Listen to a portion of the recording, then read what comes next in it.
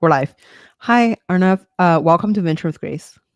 Thank you for having me, Grace. It's awesome to be here. Amazing. Okay, to start the show, I want to give a quick shout out to our amazing sponsor. This episode is brought to you by Verivend. If you're a GP or LP looking to simplify the capital raising and deployment process and managing, Verivend is here to help. Trusted by over 800 funds and managing more than $2 billion in transactions, Verivend offers a secure, streamlined payment platform designed specifically for private capital market. Say goodbye to manual reconciliation and repeat follow-ups. Right, raise and deploy capital faster and with greater transparency. Ready to make your fund operation smoother? Visit verivend.com and see how easy it can be. Okay, to start the show, I would love for the audience to get to know you a little bit more.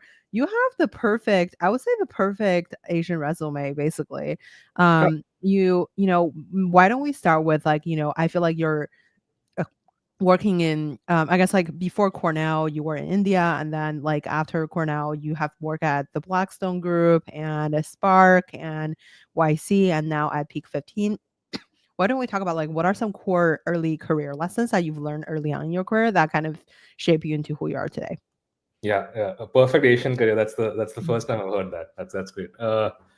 Yeah, I think my biggest lesson, and also I think places where I had less fun and places where I've had more fun, is I do think you want to work at a place that has very high PMF Mhm, and where they're great people, and I think you need both mhm, because you learn from great people, mhm, and when a company has very high PMF and growing very mhm, fast or just has, the definition of high PMF can be many things. Like, it can be high growth, it can be impact, it can be just external opportunity or whatnot. mhm, But I think it's just a lot more fun and leads to a lot of interesting growth opportunities and career mhm, opportunities. And so I think whenever I think about life in general is mhm, go to places, if you're not starting your own thing, but going mhm. to work at some other places, go to places that are high PMF and go to work with great people, and I think usually it takes care of itself.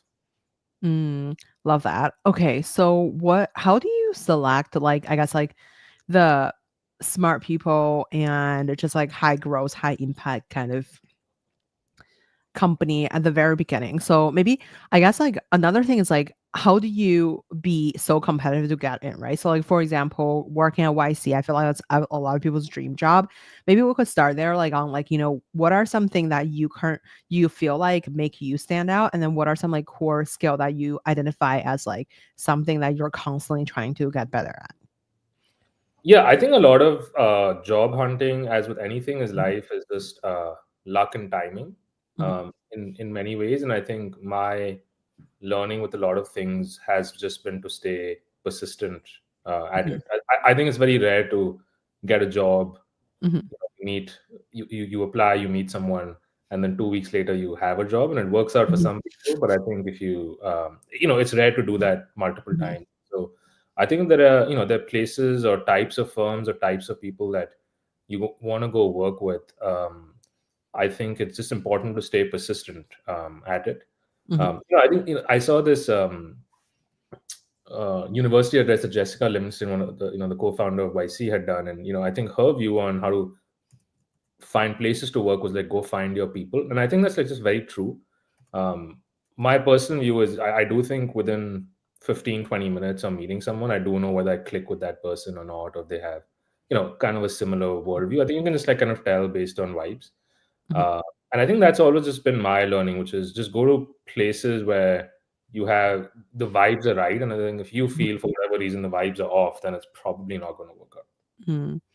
Love that. The vibe investing or like vibe career hunting. Yeah, I mean, So I think vibe is just one of those like teenage sounding words. I think the mhm, the adult version of that word is intuition, and I think mm, intuition is both a skill and comes from experience, which is like you have a mhm, lot of data in your head and pattern matches in your head, and I think mhm, vibe's a cooler word for saying that, but I do think it's a lot of the best decisions in life mhm, mhm. tend to be very very gut based and very intuition based.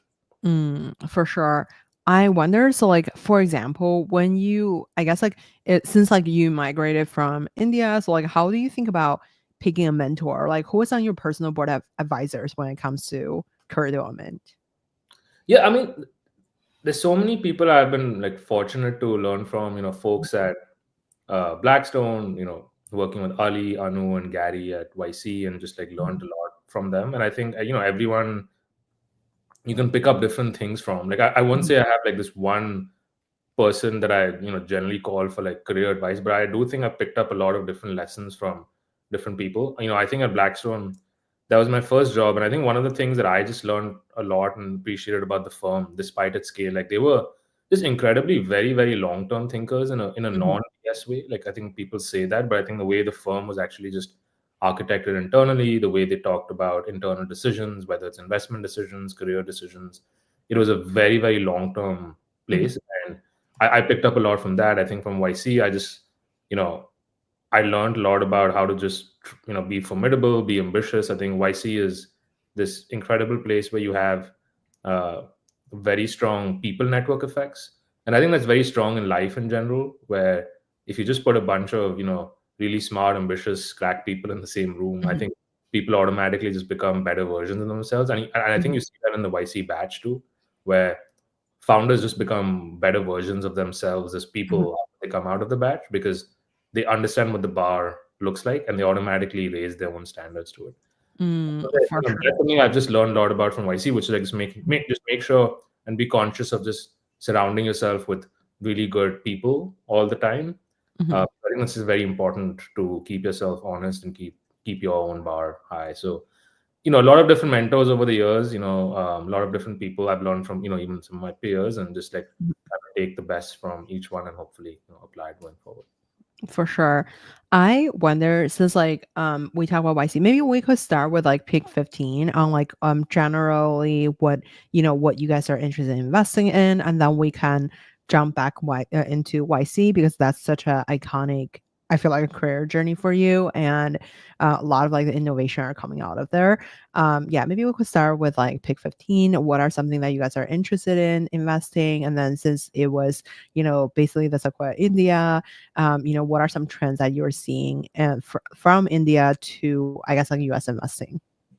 Yeah. So, I mean, in terms of the firm, the firm, as you know, was previously Sequoia India and Southeast Mhm, Asia, done really really well mhm, there, and also here in the US, firm's been pretty active here in the US. I don't want to talk too much about US strategy stuff because I've just joined, but I'd say we've had a lot of success in companies here too. Like Superbase was a YC company, and the firm had before my time had led the prior round, and that's done really well. And I'd say just become the default backend database for a lot of the new byte coding companies like Labo. mhm, And I think the founders are incredible. mhm, Over the last this quarter and prior quarter, we've actually invested in a lot of companies. A lot of them are YC. So YC is a big focus for us, but don't want to talk too much about it since I've since just joined. Yeah, I mean, in terms of the India and the US ecosystem, look, I think there are my view is like there are great founders all around the world. I think there are amazing founders in India building for India. There are a lot of great founders who built for India and started in India and then moved out here. There are a lot of just like great Indian founders here in the US. mhm, Like India has some very strong talent here, and so the firm has ambitions in general outside of that to just be a global firm, and it's actually up there in the top unicorn list as well. And so it's been fun working here for the last few weeks, and just trying to invest in some good YC companies. totally. Maybe since you mentioned about YC companies, so I like, so for a regular audience, I feel like people's first impressions like YC is this iconic accelerator. People knows you guys have a chat. I read them at the first, basically the, maybe not the first track, but like most times the first track, and then like it have like a certain amount of ownership. So like, how do you think about, maybe if you could give the audience a little bit of background on like how does YC think about investing? Because obviously, you guys you have led YC's growth investing effort from like C to Series D. Why don't we talk about like YC's like investing strategy? How does it work with the incubator, and how does it all kind of like come together? Yeah, I mean, a lot of it is public, so I don't think there's any Mhm, hidden secret, which is mhm, I was more focused on companies after the batch, but for the companies during the batch, it was, mhm, I think really a bet on strong, young, ambitious founder who mhm, are very strong product builders. I do think YC is like an N01 organization in the sense that I do think that almost every VC is a growth VC, except Mhm, YC. Because to mhm, be honest, if you're a rational investor, mhm, want to invest with companies that have revenue and traction in some direction and at scale in Silicon Valley at least. I don't know outside, but at least in mhm, Silicon Valley, YC might be the only investor that is willing to take a bet on founders that are not proven with no revenue. Um, and I don't think anyone else does that at scale, or certainly not as successfully as YC. And I think if you speak to a lot of the YC founders, they will tell you that the one of the big reasons they love YC is that they took a bet on them before anyone else did. And I mhm, think in that sense, when you actually think about it, I do think YC creates net new entrepreneurs that wouldn't have existed otherwise.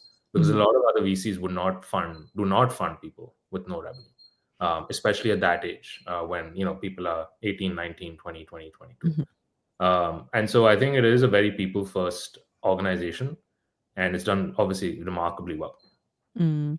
I wonder, so like when I mean I'm sure a lot of founders wants to know about like how YC typically pick companies, and but I kind of want to start with like a more generalized question, and because I feel like right now obviously AI is like leading a huge kind of like platform shift, and there is a lot of companies that are building agents. I feel like agents is like the keywords of this year, and then Yeah. before that it was like, we have went through the, the ChatGPT era, the RAG era, and then there's different sub eras. What do you envision as like the next big era? And then based off like, the YC badges that recently coming out, like what are some major trends that you're seeing in the companies that got accepted? Yeah, I think two thoughts there. I think to me, a lot of the first wave of the companies, AI Mhm, companies that got very, very big outside of the model providers, of course, mhm, were mostly use cases around information retrieval, search, and summarization. So if you think about, search like companies like Perplexity, or on the mhm, enterprise side, companies like Harvey, or a lot of the legal tech companies, a lot of it tends to be around search and retrieval, which is I have this giant corpus of data, either it's on the internet or it's in like these thousands and thousands of PDFs or thousands and thousands of docs, or even like something like a Glean, like thousands of docs internally. Like who mhm, wants to go read all of those things?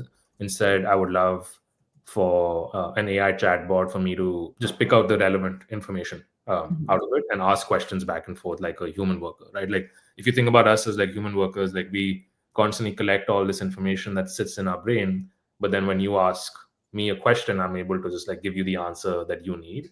And so a lot of it in many ways is like information retrieval.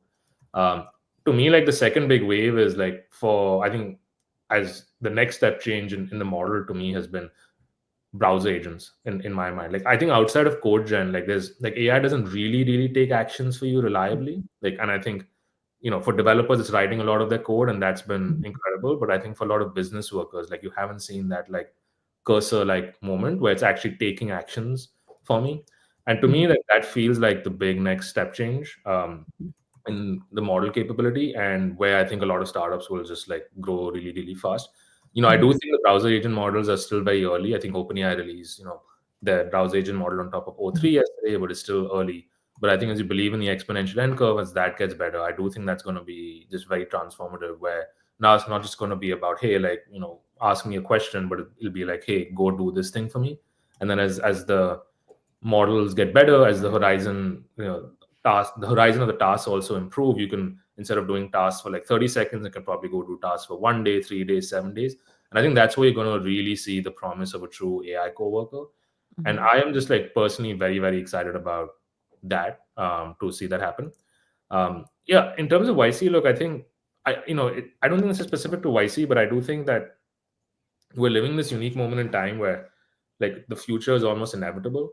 Like mhm, all the stuff that we're talking about today that doesn't work and breaks, will start working in 2 3 years. mhm, And that's going to be because the models improve. That's because understanding of the models get better. Humans get more used mhm, to interacting with AI systems, and so in many ways the future is inevitable. And I think the people that end up winning this on the entrepreneur side is like people who just have incredible product velocity. In fact, I mhm, think as a founder or even as an investor, probably error mode in this world of AI is to think about from a market map approach. Mhm. Like you can put this market map out there and say like, this company is here, here, here, and here. If you actually look at some of the best companies right now, they're like all over the market map because it's kind of this like brand new market and it's all experimental. And so I think the companies that end up winning will just have insane product velocity. And I think you're already seeing that. And as it relates back to YC, I do think younger founders who are, at the cutting edge just tend to benefit from these platform shifts because they can like ship faster and Mhm. they are on the cutting edge. So I think in that sense, YC companies are like worth 800 billion, I think, Mhm. which is an incredible stat. I mean, if you believe in this AI trend and the exponential curve, and if you believe that it benefits young founders, I think YC is only going to accelerate because it's just like Mhm. young founders who ship really fast. And I think the people who have that product sense and can move really fast will win over those who don't. Mm. And this is Uh, also true for investors. I think this is true for investors too. I think we're going to see a shift in how investors think about investing, and I think there'll be a new guard. And mhm. you're already kind of seeing that. So I think it's going to be an interesting time where probably in 10 years, both the investing and the entrepreneurial ecosystem on mental models on what worked and what didn't work previously, I think would be very different. Mm, can you elaborate on that? Like, so obviously, like for founders, it's like they ship fast, but like for investors, do you just like writing a check fast, or like how do you define? Like, I mean, how do you think about like investors to like differentiate themselves? And then obviously, YC have built such a iconic brand that like right now, it's if you're doing any accelerator, it's like very hard to rivalry with like a YC, right? But what are some like innovation area strategically you feel like other investors still have rooms to becoming like a leader in that market? Yeah, I think the main way I think the investing, this is my view at least, people Mhm. might disagree, but I think the main view on why Mhm. investing will be very different from the prior Mhm. era is because Mhm. because the stack is not settled. You cannot have a market map approach to investing Mhm. because honestly, in a year, who knows what changes, right? Mhm. And so it's almost a time as an investor like you probably just have to be very founder driven in your investing style Mhm. because the founder themselves have to be learning and like figuring it out as the models change, as markets change, and all of that, and be very very adaptable.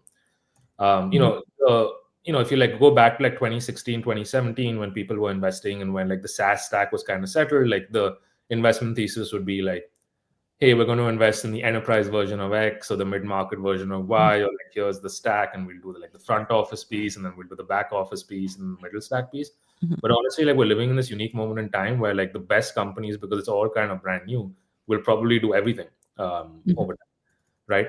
And so the traditional kind of market map approach, in my view, does not necessarily work for that Mhm. reason. And then two, the models are getting exponentially better. So like if you're like investing in a company today, let's say it's Mhm. like legal tech, right? Mhm. Now it could have been the case that the legal tech model sucked like a year and a half ago and it hallucinated. But Mhm. today, a year and a half later, like the models don't hallucinate as much, right? So you are betting as an investor on this exponential model curve. And so the people who end up winning on the exponential curve are the Mhm. people who have distribution, right? Because let's say you're building a browser agent company today, you would have built the UIs, you would have like figured out some kind of distribution, some kind of customers, built relationships with the right Mhm. people in the industry, hired a few people, and sure the models might totally suck, but like guess what? Like once the models get like really really good, like you are as the company that has existing Mhm. some kind of setup will take off, right? But when you're investing in a company like that right now, you're like, oh well, the models don't work, so like what am I going to do? But like I think that's kind of the big mental model shift. Almost think of someone like a Cursor, right? Like Cursor, I think just like absolutely took off when Mhm. Claude Sonnet just got really, really good. And the Mhm. reason I think Cursor and Windsurf did really well because they were probably building for this space before. So I Mhm. think it's a very different time as an investor too, where companies are not static. I think in 2016, 2017, when things were settled, if I were to summarize, I think a lot of companies were a little more static and you could be a little more deliberate about which space to invest in. But I think now companies are not static. And I think the companies that are very dynamic will win. Mhm. And that is ultimately a function of how good the founder is. So I think in this era, the people who bet on really, really good founders, my hunch is Mhm. will actually do much, much better than the people who think from a market map approach. Mm. Totally. I wanna quickly highlight two comments. Hi, Crispin. Hi, Liban. So Liban asks like current thoughts on solo founder when applying for YC. I would just go online and find content around that. Yeah. I Do don't you? want to give advice to anyone on this because it's very context specific. Yeah, I feel you. And then Crispin asks like, do you recommend HITL, a trust agentic behavior, to make its own decision under a financial constraint under 5,000 automate or 5,000 or over 5,000 human approval? Sorry, what's the question again? I don't fully This follow. is the question. I wasn't sure what what HITL mean either. Honestly, I don't think I'm smart enough to answer this question, so I will. Yeah, me too. Wow, sorry. ITL. Actually, what is HITL? Human in the loop. Oh, okay. So I think he just asked like basically right now, I guess there's a lot of like agentic things, right? And then I guess like do agents just like do you just automate out the decision to an agent under $5,000? I guess I think that's a very general question. Actually, I think it's really I would think it just depends on your budget, right? Like, I mean, I don't know. If your budget is like 1 million, I think like 5K and below it's fine, but I don't know. What are so I guess like since like I feel like there are so many I guess like you mentioned a few things. So one is like having I guess like building something before everyone else is building. So for example, like a cursor and stuff. And then the other part is like, moving really fast, right? So I wonder for the like when maybe if you could like give us an example of like anything that you have backed because I feel like you have backed some really amazing company. For example, Vanta or Fivetran or Scale AI. Why don't we talk about like when you meet the founder, how do you kind of like source a deal and then evaluate the deal to, winning the deal to thinking about exiting? Yeah, I think exiting is a decision of the founder ultimately. Right. Um, no, look, I think for all the companies that I've worked with and the ones that I've learned a lot from, I think tends to be product velocity. I think Mhm. PostHog is one that I've probably worked most closely with. Mhm. And the thing that spikes about them is just like product velocity. And that's something that I seek. I think that's something, especially in this AI era, will be a big differentiator in general. And every company is different. Every founder spikes on different eras. I think Mhm. every founder is great at certain things, and Mhm. that kind of reflects in the company. Mhm. But the ones that I am closest to and the ones that I have learned a lot from tend to be like they ship really fast and they ship really high quality product really fast. Mhm. And I think you're just generally seeing this across the entire sector right now. Is like the companies, even the model providers, if you just think about OpenAI and Anthropic, they're just operating at the speed of a seed Series A company, Mhm. but still very large, and they're just like shipping great product fast. And I think to me, like right now, that is the biggest way to win because everything is so new. Mm. I wonder, so like, how do you think about like what are some like interesting AI trends that you're seeing that you feel like will be continuously to like thrive in the next like 6 months?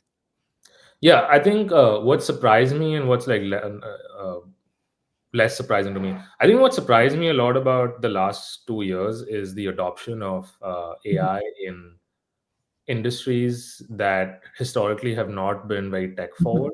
So if you just think about all the services industries, they've been pretty fast adopters of AI. Like even within legal tech, there's been like so many Mhm. different companies that are tackling different parts of the Mhm. stack. Insurance is another one. I think about voice calling in various different industries. I think it's still early there, but Mhm. that has like really really surprised me, and I think I expect that to just continue, right? Mhm. Because if you again just believe the models get like really really better, I do think we're going to see a pretty big human labor displacement in those industries. Like there'll probably be a lot of new jobs get created, but I think for a lot of the traditional industries, a lot of jobs will go away. Like when I think about like voice, for example, and customer support, that's an industry as the voice models are getting like really, really good. It's like Mhm. actually straight up replacing labor. So I think there's this big incentive for a lot of services industries who run on, their core business the way they're valued and the way they're measured is on a profit basis. So they are very incentivized to cut costs. Mhm. And so I expect that to, continue really fast. I think on the what's again the other thing that's been surprising for me, I do think for like business and knowledge workers, like people who work in the Mhm. tech industry and all of that, like I guess outside of ChatGPT and Perplexity and all of that, like the big search providers, there hasn't been like a tool that's like feels ubiquitous quite yet. I'm sure that Mhm. will happen. I think if you speak to developers, like Windsurf and Cursor feel ubiquitous. Like if you're not using one of those tools, like what are you doing, kind of thing. I don't think we've kind of seen that outside of ChatGPT and Perplexity. But again, I think especially as these browser agent models get better, I think we'll have that. So that's one trend that hasn't quite happened, but I think will happen in the next 3-4 years. Mm. How do you think about like the future monetization of these companies? Because right now we're seeing like OpenAI or like Anthropic or Perplexity, everybody just like charge $20 per month.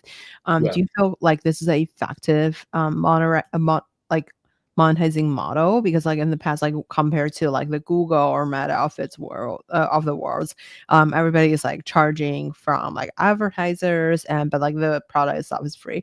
How do you think about like the future of like consumer AI product? Like where do you feel like it's shifting towards to in terms of monetization? Yeah, I go back and forth on this. Like one worldview is Mhm. look at all the human beings that exist and look at how Mhm. much we're paying them and wages and insurance benefits. And if AI Mhm. takes over all of them, that's going to be Mhm. the market size and the spend on AI. But at the same time, I do think people are very cheap on buying software. Like Mhm. you think about, I think what Cursor costs like $20 a month for like Mhm. the plan, and Chat GPT's like deep research costs like $200 for the basic plan. Um, so I don't think we'll quite see this thing where people equate a human being to a piece of Mhm. software and they'll pay software the same cost as a human being. It's just like a psychological thing. Like if you actually just think about it, it's like it's kind of weird, right? Like a Chipotle burrito costs, I don't know, like $15 with guacamole these days. Mhm. And then when you're going to do renewal cycles with enterprise buyers, they complain if you raise your price from like $20 to Mhm. $30 a seat. Is Mhm. this how human psychology works and how people buy Mhm. software? Like in general, software, prices always kind of go down. Um, it'll be more ubiquitous, but I don't think we'll kind of. I don't think if you define market size as replacing all Mhm. human beings and their cost, I don't think AI will actually be that big just because it's still Mhm. software. Um, I think pricing models will still shift. I don't think we've quite settled on what the right pricing model is. I think there's a lot of talk about pricing it by unit of work and all of that. Mhm. Um, but I go back and forth, and I don't have a strong view on where it settles. My hunch is actually we'll just like settle down to like a per month type pricing because that's how Mhm. human beings are used to buying pricing. I think this Mhm. concept of unit of work is like a very hard thing for people to Mhm. compute. Maybe that changes in like 3-4 years once like AI becomes far more ubiquitous. But I Mhm. think now I expect pricing to be very similar to how it was with SaaS pricing. Mm, I wonder when it comes to like the subject. So, for example, you mentioned about like vertical AI or like the traditional industry AI is like one of the hot sector. Maybe can you break down some trends that you're seeing? For example, let's say I feel like like Silicon Valley's like darling is kind of like Harvey or like one of these like major, like you mentioned, legal or like some traditional sectors. Um, is there maybe if you could give us a few examples that you find really surprisingly like that AI kind of like have a very high penetration in like a specific industry, and then how do you differentiate like a Harvey and these like 50 other legal products? So, and how is one company being picked by all the tier one investors versus like there's like a lot of company that may be living in the dust. Yeah, look, I think a lot of it is quality of team, the traction, the quality of customers, where Mhm. the big investors tend to coalesce around two or three versus others. I my personal view on like I think that yes, like the skeptical view of like looking at investing right now is like there are 50 companies, Mhm. 100 companies doing the same thing, and I almost think that's like very insulting to founders, Mhm. uh, because like anyone who's built product or gone through that journey Mhm. knows like it's never as simple as like there are 50 people doing one thing. Mhm. It never actually is that true. Yes, they might be looking similar, and maybe they don't have different 10x features, but like actually fundamentally when you are deploying to a customer, Mhm, there are a lot of little reasons why a customer chooses a product over others. Like some of it is like quite frankly just being first to market, and obviously that's just like huge. But mhm, outside of that, there are like a lot of like little things that matter, like customer support, little things in the UI and the buttons, mhm, little things on the interface where it's like instead of taking like 5 steps to do a thing, it takes like mhm, 2 steps to do a thing. Um, the quality of people on the other end, quality of the sales rep, quality of the customer rep, quality of the thinking of the founder on the other end, like the interactions you had with mhm, the founding team, how fast it is, like latency, like mhm, you can't just go build a chat GPT clone, a perplexity clone mhm, today. You need to solve for latency. Like you need to have like mhm, a really good infra team to like solve for some of that. So there are a lot of these invisible changes that exist in the product and make something like really really delightful. mhm, And I think people who haven't built product like don't maybe fully realize that. And like I think like when people say like, yeah, there are 50 companies that are totally undifferentiated, I think that's like almost never true. There's a reason why like one or two or three end up getting adopted by customers. And sometimes it can be a 10x feature, but a lot of times it's like very little things that just make a very delightful product. mhm, So like my view on this is that I think ultimately all those things matter. I think distribution matters a lot too. Like I think there are some founders that are very clever and strategic on distribution. Like mhm, it's not just about building the product, but it's like distribution needs to be mhm, thought about strategically, and like people need to be clever about ideas and like how to growth hack it, how to get people, how to mhm, move really fast. All those things like really matter when you're trying to get to PMF. And then mhm, obviously once you have like very deep PMF, then the quality of people that you end up hiring to like build the new products, to like make sure the existing product actually works and there are no bugs and all of that, like it just feels like a modern thing. I think all the little things matter, and mhm, that shows up in customer revenue data, customer traction data, retention data over others. And I think you know investors do tend to kind of coalesce around quality of teams and traction, because but traction I think does become like one of the things that investors do really anchor on, because objectively that is the best measure for an investor to actually measure PMF and who's actually breaking out. And so those are ways, but I still think the market is like still pretty early in many respects, but those are some ways that I've seen the kind of market play out. mhm. Wow. I really like what you said about like I also think about distribution instead of just building the product on its own. Lately I read a news basically OpenAI is teaming up with like Johnny Ive from Apple. Like, the so like I guess like they're focusing on hardware now. So like how do you think about the AI company that's approaching hardware space? Since like there's a lot of like hardware or software coming in YC, what are some trends that you're seeing that like in terms of investing, do you feel like hardware is like actually worth the investment since like generally like takes a lot of more money to experiment in the hardware industry in general, but it's always a very hot sector. Yeah, I mean, I think of hardware investing very similar to consumer investing, Mhm, that the mortality rate tends to be higher. mhm, When it works, it like really works, and there are monopolistic effects if you actually execute. So I do think that there are, it depends on every firm and how they think about it.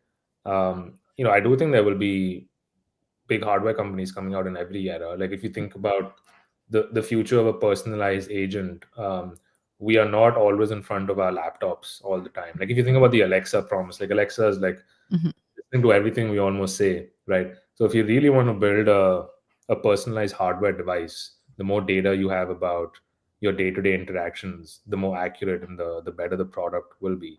mhm, uh, I think it does require a special type of team to go execute. It does require a special type of team that knows how to work on distribution, mhm, because it's not hard. It's not easy to sell hardware. mhm, But I think if there's any team that can go do it, it's OpenAI, just given the brand and distribution that they have. And I think it's just like great that at their scale they are doing stuff that feels new and feels experimental, kind of pushing the boundaries. And I think I think most startups will also do that. And I think it's like great for the overall ecosystem. mm.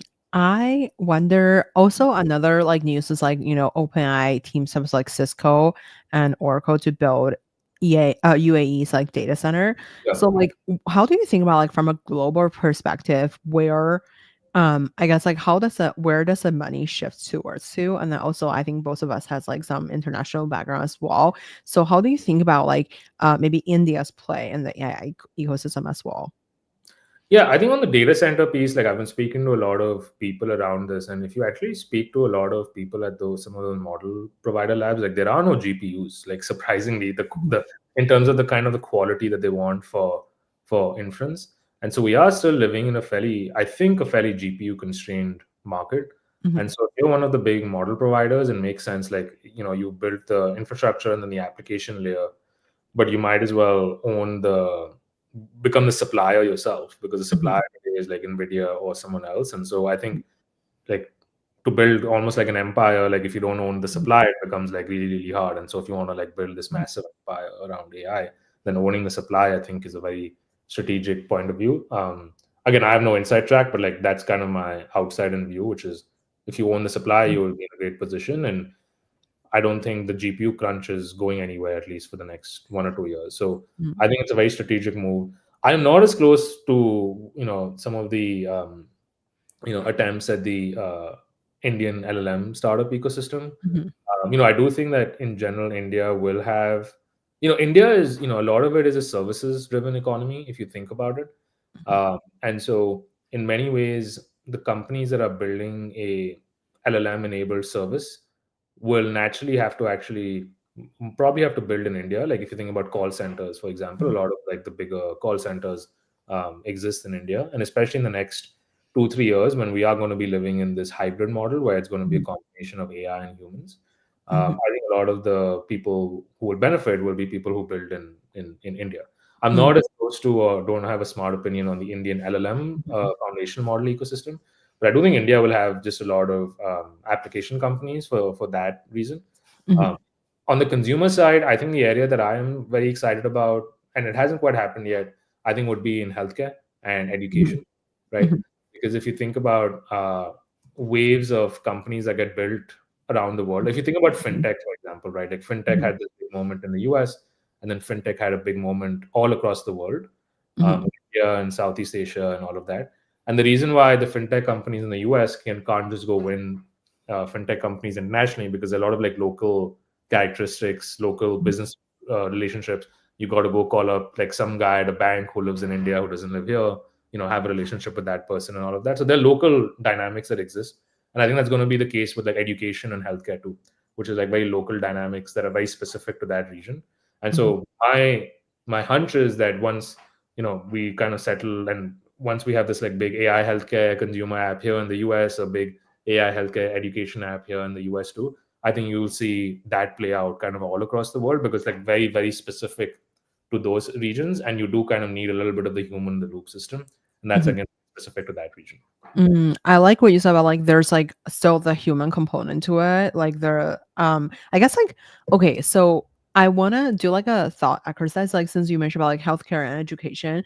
Um in the healthcare space, obviously there is at our conference, like there's investor who invest in like literally like AI does your surgery. And then on the other hand, we have, there's a lot of like people who are doing um people who invest in a bridge of the worlds, like transcription and stuff like Yeah. that. So or like there's also in like efficiency on like maybe the tools that helps like the dentist to schedule more appointment and do more back office stuff. Where are you sitting on when it comes to AI in healthcare? Yeah, I'm not as deep in healthcare myself. Mhm,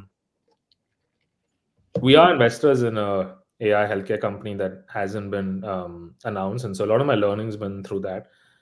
Yeah, I do think that it's interesting. A lot of the healthcare IT buyers are going through this cycle of where they really mhm, want to push for AI adoption. I think we're also living, like, it's been interesting. Like a lot of enterprise buyers, like mhm, one of the things when you're selling enterprise software is to like think mhm, through, like, how do I get the person on the other side promoted. mhm, mhm, It's like a very powerful thing to think through when you're selling enterprise software, mhm, to understand how mhm, buying decisions get made. And we are seeing this characteristic where healthcare and other industries, a mhm, lot of people want to be AI experts on the buying side mhm, and want to be the internal AI champions internally, because it helps them get mhm, promoted. mm, So we are seeing this in healthcare too. mhm, I'd say from my outside in perspective, like the note taking apps have like mhm, absolute insane PMF, mhm, because it's like it was ChatGPT, when it launched, it was like perfect for note taking as a use case, and so it matured a lot more, and it's now growing really fast. Maybe we haven't seen as explosive growth outside, but again, I think it's just inevitable. It's going to happen. But with healthcare, it just takes a while to get in front of these customers. And I think the other piece, again, going back to my point on distribution, it's like not sufficient to just build a great product in healthcare. Like you have to walk these customers through, go through so many hoops, procurement cycles. There's like dark arts of enterprise selling. You kind of have to know like the right person behind the scenes who's actually calling the shots and things like that. And so you need founders and companies that are willing to kind of go through that hustle and figure distribution out. And you'll see a similar moment for international companies, but again, because again, their distribution matters a lot, integrations into specific systems matter a lot. So I think specifically with healthcare, I think we'll just see a lot of local winners all across the world. There'll be like 5 or 10 here in the US, there'll be 5 or 10 in India, 5 or 10 across the world, because those local distribution relationships just end up mattering equally as much as the product. For sure. I love what you said about like the localization as well. And then also like at the beginning is there's the PMF for note taking is like very insane because it was like a very ripe use case. I wonder for like in terms of education, since you mentioned that's another sector that you felt like would be disrupt. I feel like, when ChatGPT just launched, I feel like a lot of people were criticizing it. People are just using it to like cheat and stuff. But how do you think about like, I guess also like, I feel like ChatGPT is so good that like people could just use that one app to solve the educational problems instead of like you need to like actually purchase like a specialized app. What's your thought process on like where could it improve? Is that just on specific sector, like this thing just teach math to me, or like just teach coding, or like where do you think the innovation is actually going to come from? Yeah, honestly, as like if you're putting your shoes if you're putting yourself in the shoes of an investor, the biggest risk in investing in this AI cycle is, in my view, not whether it's going to happen or not, or how big it can get, because it'll get big if you back the right founder. The biggest question is just, is ChatGPT and Anthropic going to get so good that people just use that and you don't need it? Like that, in my mind, is like the biggest implicit risk with anything right now, and especially as they are hiring a lot more product people internally. Like they have ambitions, whether they've explicitly mentioned it or not, I don't know, but like they're hiring a lot of product people to like build stuff, like enterprise workflows and all of that. And they have, again, going back to my earlier point around distribution, like sure, you can still use ChatGPT's API and build a better product, but like OpenAI and Anthropic just have grand and insane distribution, and they are doing a lot of enterprise sales themselves. So that honestly is like the biggest risk, but I think it's a risk you have to be willing to take. Investing in this ecosystem, like as a startup founder, it's like focus matters a lot, speed matters a lot, specific integrations matter a lot, having dedicated customer support for that specific thing matter a lot. Like a lot of times things break and you want a dedicated guy on the other side in the Slack channel, and moving really fast. Like all these little things do matter a lot. But I think that will be an open question, like for any investment, which is like, is this going to be a standalone thing, or is the model, or is this thing, or is this thing, or is this thing, or is this? Oh, sorry, you're on mute. Can you hear me? Yeah. I saw them on my mic was unplugged. I was like, I didn't unplug it. Okay, yeah, totally. I completely agree with you. I feel like the biggest risk for, and you mentioned about like a lot of product people just jump into these like big tech now to like re-innovate everything. So like I guess like one of the okay, I want to address one of the audience question. Arnav asked, are you seeing some emerging trends in the consumer with the built network effect? So honestly, like a lot of people were trying to see like how is AI gonna reshape the social media, or like actually the social effect of it. I have actually heard of that, but I actually wonder what's your thought on that, since I feel like from the YC experience, you probably see a lot of stuff that's like we probably don't even know exists. What are something that you find interesting, maybe in the social or consumer space? Yeah, I think it depends. Going back to the question, are there companies that have strong network effects? It depends on how you define network effects, right? Like I think if you define Facebook and Instagram as a company that has strong network effects where every net new friend you add on the platform, you're more like that net new friend is going to add net new friends. And this becomes a N of one type company. Like LinkedIn is another example. We probably haven't seen that quite yet, because fundamentally from an API level, the APIs are very swappable. You can swap them out pretty quickly. And at the app level, there's no inbuilt like social network effect kind of built in. But I do think one way to also think about whether it's not network effects or not. I think one way to think about where consumer companies build a lot of moat and inherent stickiness. I think it's just like muscle memory. I do think that, but like my personal view is, if you segment the market, developers tend to be very savvy users, and so they always want to try a lot of different new things. And so at the API level, fundamentally, it's actually very hard to just be the one API company, because developers will always try different things, because that's kind of how their brains are wired. I think business users in general, including myself, probably are like pretty like lazy and dumb sometimes, where we don't want to try like new things, right? Like if you think about like Salesforce and ServiceNow and some of these companies, like if you try and move like a new memo button from Salesforce on the top right hand side from here to like the center, like I guarantee a lot of, even if it's a better product decision, like a lot of people will complain about that. There is like real muscle memory that's associated with business people. And I think if you think about like even Chat GPT, like I think Claude's app in many ways is equally good, if not better, for many things. But ChatGPT's consumer app has insane muscle memory because it was first to market. I think Perplexity has this insane muscle memory where it's like certain buttons are here, certain flows are here, and people fundamentally, once they get used to something, like especially business users, don't want to move off of that. Like I see a lot of this like play out in consumer fintech too, and so I don't. If the answer is strictly like, are there network effects built into these companies yet? Probably not. But I think they have insane distribution and therefore insane muscle memory that's built in, that actually makes it very, very hard to move off of, and actually almost makes them like as powerful as an N of one network effect business. Wow, I totally feel that. I feel like, the business user case is like kind of like very different than the consumer, because like the business user are more rational, and like people are, like you mentioned, like muscle memories. I feel like when you are thinking about like the next generation companies, especially the ones that came out of YC, I wonder, what do you think makes a company succeed more in the same category of like other companies? So for example, let's say I would name like a really, maybe like a popular let's say YC company, right? Like let's say Skill AI. So I'm sure there is other company that are trying to do like a similar-ish thing, but I'm pretty sure like Skill AI is like at the very beginning, I think like the first version was like they're doing something with Uber, I guess like the AI for Uber or something. So like I think that's like they're not AI for Uber, but like it's like I think Uber's are one of the first clients or something. But now they're like very big for like, white glove AI for like a lot of like different things. So for a company like that, like there must be like 6 other companies that are trying to do the same thing, or let's call it like a DoorDash or something. There's a bunch of other, the like Uber Eats, or a bunch of other food delivering company. What do you feel like make them stand out among like the crowd? Maybe even there's like YC direct competitors in that space. Yeah, I think it's like unfair to actually look at very successful companies and say what makes them stand out from the crowd, because fundamentally they already stood out from the crowd. And so uh, there are a lot of things that will just like look better. But I would just like share my experiences from like early days, even like some of my founder friends who have done, very, very well.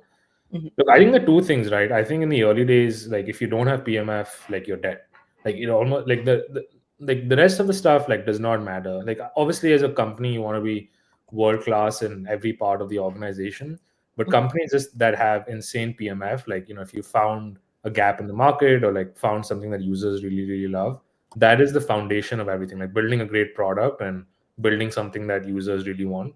And if you don't have that, like the rest of the stuff, your strategy, your vision, how good your team is, who's on your cap table, like none of it matters, right? So in the early days, the only thing that matters is like trying to get to a depth of PMF like really, really fast. And then after that, I think a lot of it is then on the founders and team, because I think once you have PMF and distribution, hopefully that market that you're serving is a really big market, or like the product that you're serving has a lot of legs to go really, really big. But I think the best founders, you know, do realize that if that's not the biggest opportunity for them, like they use that as a wedge to expand into many other places, right? Because let's say you're selling enterprise software and you build some, you know, small niche thing that had like some distribution.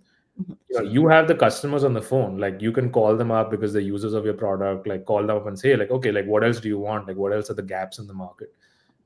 It is very hard for someone else to go replicate that because they'll be in user discovery phase versus like you're already selling something to them. And so I think in many ways, especially right now, like going back to my point around living in this white space AI era, like the whole market is kind of brand new. And so if you get distribution with like a level of PMF, there are actually like so many different adjacencies in the idea maze that you can go attack. And I think the best founders who, you know, manage to build really big companies like recognize that and are able to like navigate that idea maze. Like you can call it act 2, act 3, or whatever, or call it some fancy name, but like they're able to like navigate that idea maze really well, where they realize that okay, maybe this product is, you know, maybe it gets me like 30-40 million ARR, but maybe not beyond that. But like what is the act 2, act 3, or you know, what are other things in the idea maze that I can do? So that's like one axis of growth. But the other axis of growth right now in AI is like if you just build something, you just have to like hang around the hoop and the models get much better, and then your product in itself gets like much better, right? So I think getting to PMF is like super important because, you know, one, your company just survives on that, and then two, if you get to PMF, you already have distribution, and I think you're on this like wonderful place where you can wait for the models to get better, or you can go figure out other products to go build, and that just like gives you a huge advantage over the others. And I think the best founders navigate that really well and grow really fast because of that. What would you say is like a big indicator for you found the PMF? So obviously, if having, I guess, like inbounds, I feel like that's kind of like a PMF indicator. But what are some other? Is there like any hard indicator? Because I'm sure there are people that are building companies that are, you know, there is client, but it's not like a fluctuate into like, you know, it's not like at like the ChatGPT level. So like, how do you identify PMF in your sector? Yeah, I think there are two ways to think about PMF, right? Like one is PMF, and two is do you have PMF in a big market? And I think sometimes they can be two different things.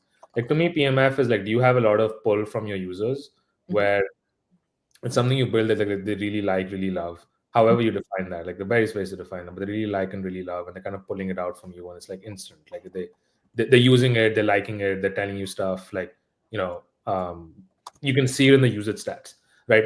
Now it could be that you build a product that has PMF in a very, very small market where there are only maybe like 1,000 users that exist in the world, but you still kind of have PMF, right? And then there's like having PMF in a big market where it's like you've found something that users really love, and they're like hundreds of thousands and ideally like millions of them that could potentially use it one day.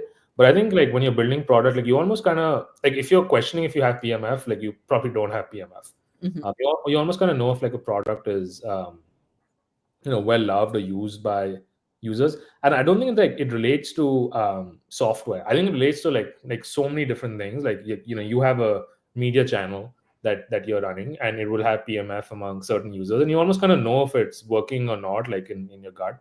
I think that applies to even on the investing side. Like I think that, you know, you kind of know if your product or your firm has PMF among certain types of founders. So I think it applies to a lot of different industries. But the way I think about PMF is like, yeah, it's like, have you found something that users like really like and are using? It might not be in a big market, but that's how I kind of think about it. For sure. What I guess like another question I wrote down is like, you know, a lot of people go through the YC demo day. Wait, by the way, how many company would have to pitch on the demo day again? Sorry, like that's like literally a question I have. But I guess like people have been pitching for the YC demo day, and then you know everybody got a few minutes to talk about their what they're building. So I guess like, do you have any suggestions on like how do people give a very effective pitch? A good question. Yeah, I think being concise, being confident, and talking about the business in very simple terms is something that I just seek. Everyone thinks about it differently, but just being clear, concise, talking about the business in simple terms, like hitting the right points. I think YC Demo Day is like this wonderful event. If you actually just think about it, it's like I was reflecting on it from from the one in March, the last one that I attended, and you have all these like founders coming in and giving like a 10-minute pitch, and you're sitting in the audience as an investor, and it's likely that there are going to be some like really big companies coming out of it, and almost like within 10-15 minutes you get all the information that you want. So I think it's I think being clear, concise, hitting the right points, and ideally showing the product is what I anchor towards. But like everyone thinks about it differently, of course. What would you say? Like, can you maybe give us a pitch on something? Let's say you're building, I don't know, an AI water bottle. How would you pitch this thing? Do you just do like the total addressable market first, or do you do your product first, or how do you kind of like address a pain point or problem within like a short amount of time? Yeah, look, I think everyone thinks about it differently. I think talking about the users that you have is important, and how they're using it is important. Like what the product actually does, how the users are using it, and how many people you think could like end up using it one day, and why you could be big, and yourself, the team. I mean, the team is actually like probably the most important thing at the early days, and that's kind of it. Like I think in the early days, what else do you want to know as an investor? I think, and I think a lot of investors have a hunch on which markets are big, which markets are not, because they've spent more time with so many different companies. But I think just knowing how the product's being used, and I think traction is kind of a proxy of either market growth or how your product's being used, or how good your product is. It's kind of like it's not the only proxy, but it is one proxy. I think those are the main things that really matter. But I think everyone seeks different things, but those are the things that I kind of, if I get those things, that's all I kind of need to know, honestly. For sure. What if you are at a team that like none of like the team member have like a very big brands, like they're not like X, OpenAI, or Anthropic? Like what are something that they could say about their team to make it like more convincing? Yeah, honestly, I think my learning with a lot of this is, look, I think if you come from a really big brand, you definitely would find it much easier to fundraise. But again, going back to my earlier point, I think the best investors probably realize this right now. Also, Is that, hi, Gary Tan. I'm sorry, we've been talking about YC. Gary said, "Go, Arnav." Okay. oh, thank you. There he is. I'm crying. No, I mean, I was saying like, look, I don't think that, I don't know. I think like founders at like 18, 19, 21 are not obviously like amazing on paper resumes. Like, I think the advice sometimes people get is like, even when you're hiring a first engineer, like go hire someone from OpenAI. Like, why would someone from OpenAI, leave their amazing job sometimes to come? I think sometimes like a feature, not a bug. Like a lot of people who are undiscovered talent are incredible product builders. So yeah, if you went to one of those places, that's great. But if you look at some of the best founders today, they're like super young, but they're incredible product builders. So I don't necessarily think that people who have paper resumes are necessarily the ones who end up building big companies, or even becoming big or important early engineers at companies. That's just my view. For sure. I wonder, okay, so I want to be mindful of the time. Maybe we can wrap with a quick 1-minute fire round. So maybe since like Gary is in the audience, maybe we just say, Was that really Gary Tan, or was that I I didn't? think it is Gary. Yeah. Awesome. That is really him. Okay. So maybe like the first question would be like, what are something that you've learned from Gary or any like, top YC team that you kind of like, you feel like it's like very useful for you? Oh, Gary said, haha, it's me. Okay. Yeah.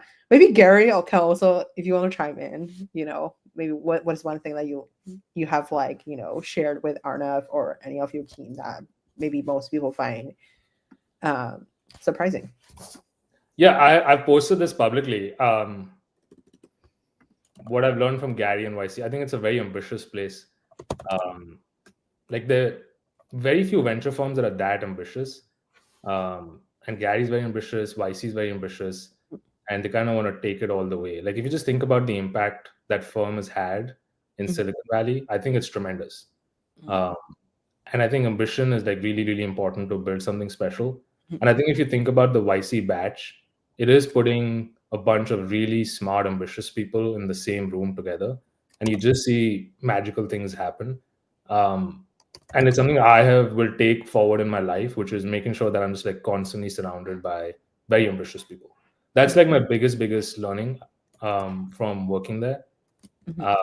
And maybe I didn't have that before coming into YC, honestly. And I think I would take that going forward. Harry said Arnav has really strong sense for people and markets. He's now seen a lot of teams that really make it, and there are really few places where you can get that many reps, and Arnav has got the reps. Yeah, totally.